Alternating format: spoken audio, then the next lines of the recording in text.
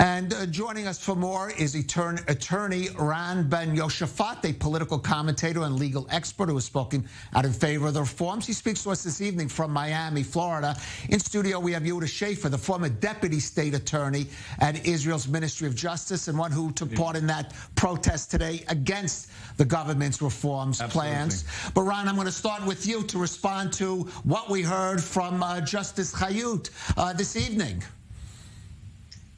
Thank you for having me. I think that this pretty much proves the point that we have a problem with the Supreme Court. If you have a Supreme Court justice that thinks that they're supposed to speak about political issues, then it seems like the Supreme Court in Israel believes that democracy is not what the will of the people inspires or the elected representatives, but it's what a bunch of judges who are not elected by the people, they should decide on the values and on democracy. And that's undemocratic. They might be on what they would perceive as the right side of history, but that's not democracy.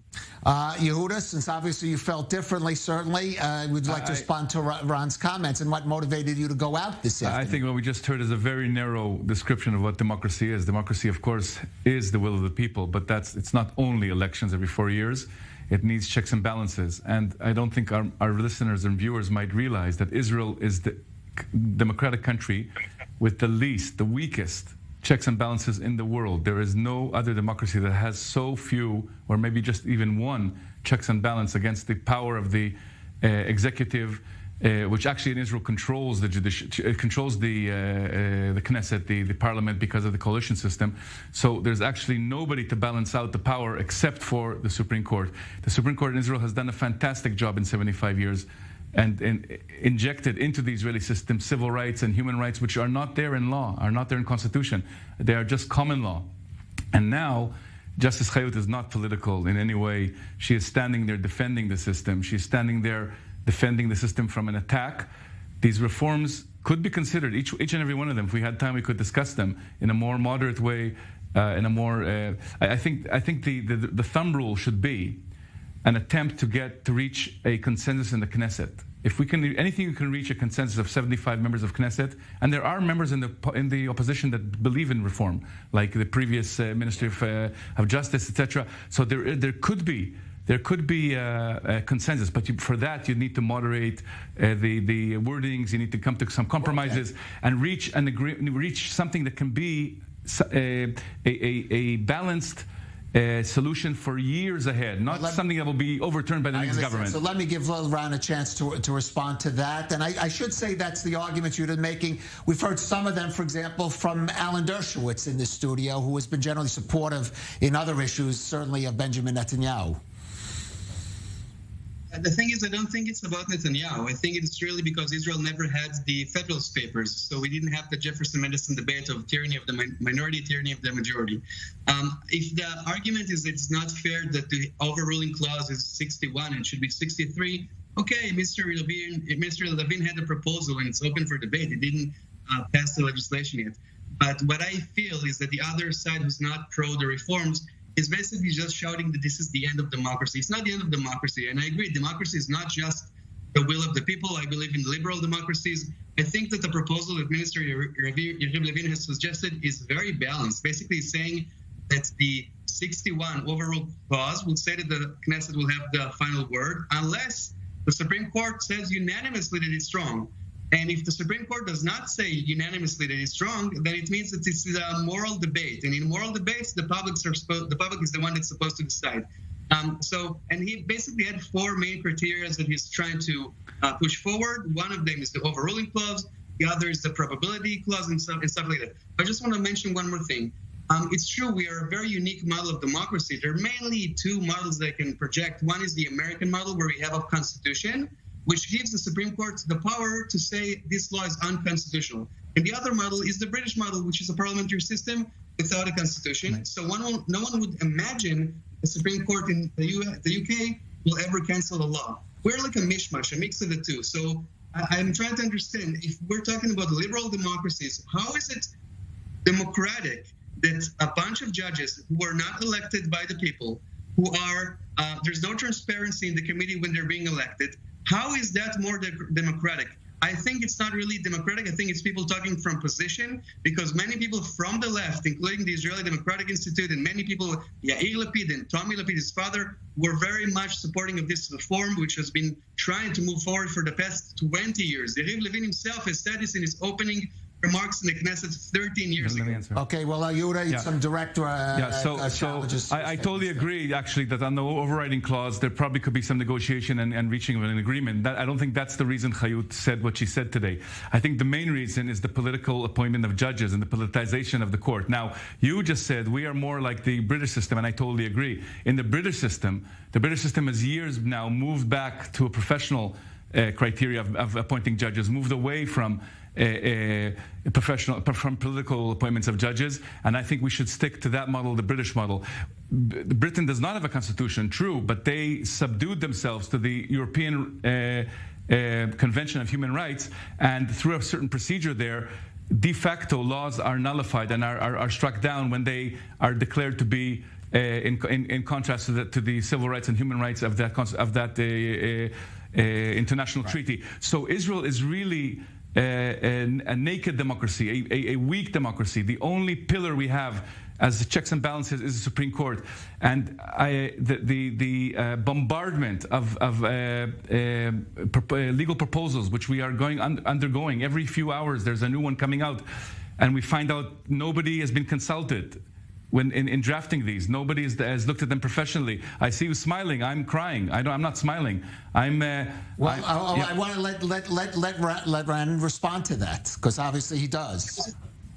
He said no one was consulting. With whom? It's the people who were elected by the people. It's the elected representatives. Well, I have news for you. In 75 years, every single piece of legislation, and we're talking probably more tens of thousands of pieces of legislation, not one of them was brought to the Knesset without consulting the relevant authority. Anything to do with the judiciary goes through consultment with the. If you're going to do something influencing the judiciary, you ask their opinion before you decide. The last word is yours as a legislator, of course, but you consult the Ministry of Justice, you consult the professional experts in the Ministry of Justice.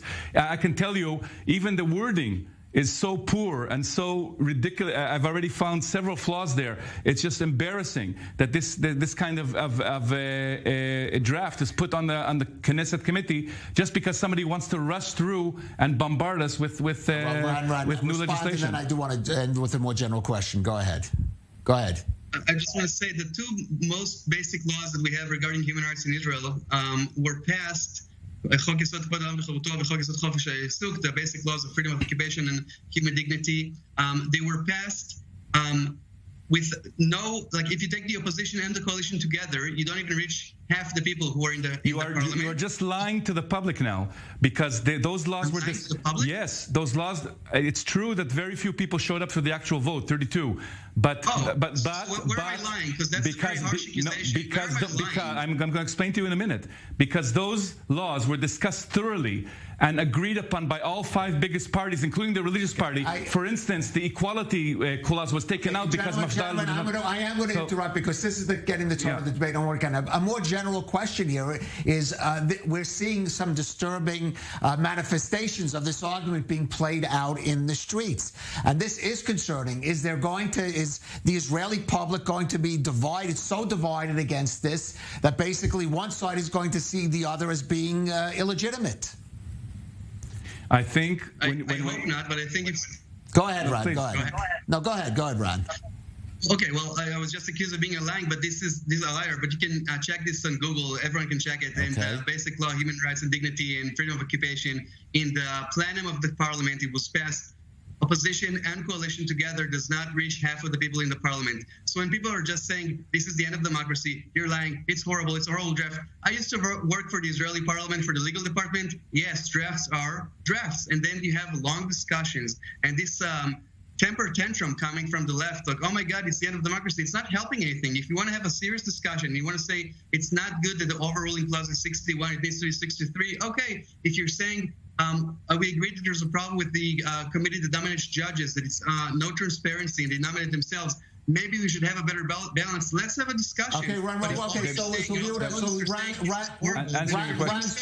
Ron's point here is he's also just on the tenor of the discussion and some of the charges that he is saying that the opponents are making are hyperbole and endangering democracy. And well, I'm not talking about the end of democracy. I'm saying constitutional changes, just like the enactment of those laws my friend mentioned, need to be done with an attempt to reach as biggest consensus as possible. When those laws were enacted in '92, there was full consensus by the heads of 5 of the biggest parties, including the religious parties. That's a lie. The religious parties. That's a blunt lie. That's why, gentlemen, I want to move. That's why the word shivyon was taken out. The word equality was taken out because the Mafdal wouldn't agree. But Likud, Avoda, Mafdal I want to move beyond. agree. I want to move beyond that history and that the no, point. it's important. It's important because it's a demand that when you do constitutional changes that are there to go on for years and years ahead, decades ahead, you want to do them with as wide as consensus as possible. Why isn't the Minister of Justice reaching out now